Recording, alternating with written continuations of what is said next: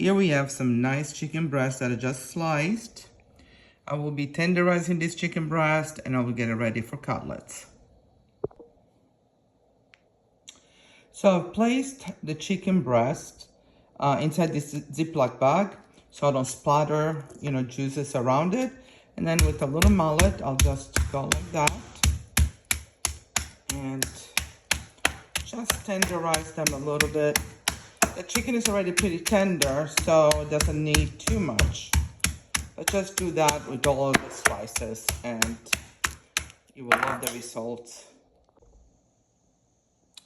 Here we have the last few slices of the chicken breast.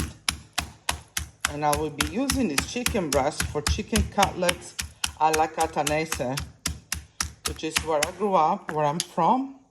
So when they're all done, they should be thin and nicely tenderized. And see what the next step is. The next step, we will place the chicken breast in a large bowl. Well, it depends how many you have. If you only have a few, it doesn't have to be a large bowl, but I have a lot of people to feed tonight. And I will drizzle red wine vinegar over top of it. I'm gonna do one more layer.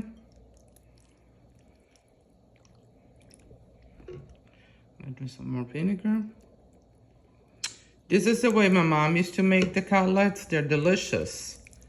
And believe me, you're not gonna taste a lot of the vinegar when they're done, but it's gonna give it so much flavor. And we'll continue to do that until they're all done. Okay, they're soaking in the red wine vinegar. I will be covering them and put them in the fridge for at least half an hour.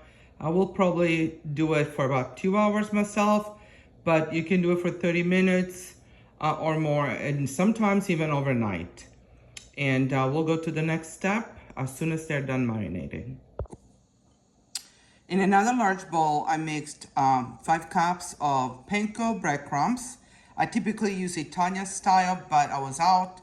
Panko will work fine, so that's what I'm using. And then I used a cup of pecorino cheese grated, 2 garlic cloves that I crushed with a garlic crusher, and about 2 tablespoons of Italian parsley chopped up, some salt, some black pepper, and now we're gonna give it a nice mix. You can see the cheese. And I mix it really nice so everything is blended well together. And this is the way it's gonna look when it's all mixed together. So I made sure that all the ingredients in there are blended in and it's ready for our cutlets. In this large bowl, I have 6 eggs, salt, and black pepper whisked together. We're now going to assemble the cutlets. First, we dip them into the egg, then into the mixture.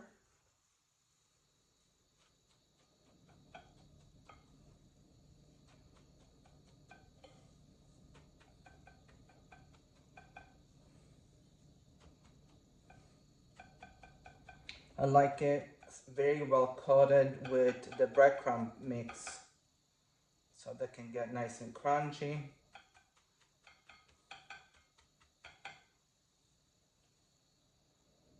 And then we'll put them here. Go to our next one.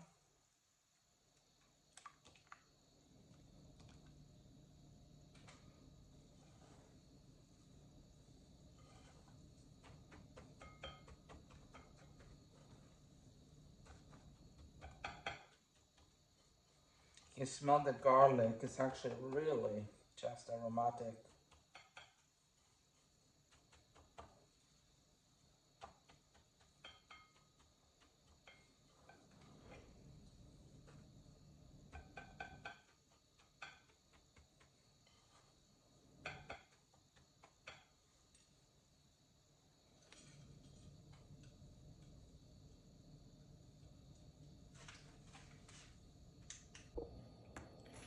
I have breaded all the cutlets and they're ready to be fried. I do have a lot of them prepared because I do have guests and they will be gone in a minute. No matter how many I have made, they're that good.